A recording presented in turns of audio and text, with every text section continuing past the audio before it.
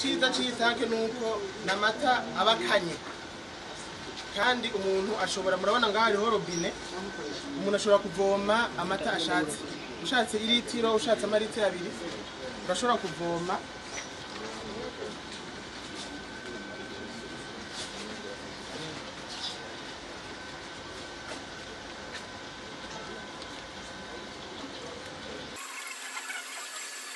Uko nako nabivuga, n'amata azoba azimbutse kubera iritiro rizogurwa 1500.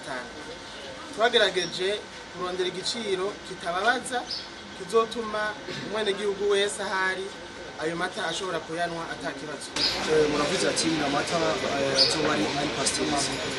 Twari turabona neza yuko milk tank usanzwe yitwa izokoreshwa umuyagankuba. None nko mu mazu usanga rimwe na rimwe usanga ikibazo cy'umuyagankuba gikotse kuba kugenda gute, urafise solution yaho kuri icyo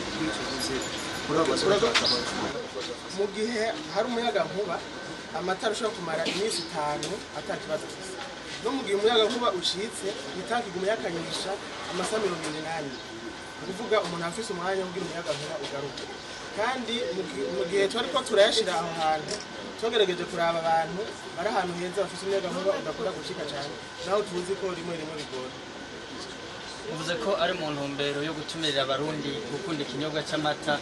Kubiharo mwari mufise, hoba hari igitigiri kingana gute cy'abakunda amata, ubo mwizeye ko muzoronka ikingana gute bivanye nuko mubibegereje?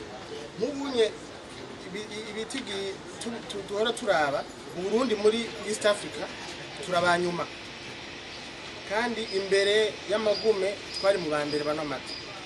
Ubunye dushaka ko umuntu amenya ko kugira abeho umwanya muremure ateza kubungabunga umubiri wiwe. Murazi mwese ingwara zihari zijanye n'umutima, ingwara zijanye no gufungura nabi, zijanye no kunywa inzoga nyinshi. Ibyo bigatuma abarundi bataramba. Kera abarundi baramba kubera iki? Yanwa amata mu gato babita gusomera, agafata umutima w'ibigori agashirako n'amata, ugasanga umuntu aragumya akomeye. Ubunye umuntu afise imyaka 40 ucusanga umengo arashaje. Ibi byose ni kugira abarundi bategure kazoza kabo. Bega natira ko nyene mutanga amata, nimuragira ico ciyumviro kugira mwigisha bene gihugu bumva akamaro k'amata. Murakoze cyane, ni igikorwa twatanguye washaka mu mpera z'umwaka uheze. Twaragize ivyigwa ku bagore bashika 2500 mu Burundi bwose. Kubera iki? Twasanze abagore nkuko mubizi ni inkingi y'umuryango. Abagore nibo bamenya ingene umuryango ubaho, ingene ufungura.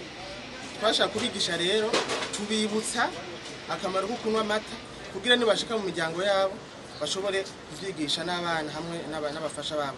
Igikorwa tuzobandanya, kandi nibaza ko tubifashijwe n'ubushikiranganje butandukanye, buke uko tuzoguma dushiramo ingufu abarundi bazoteza babimenya.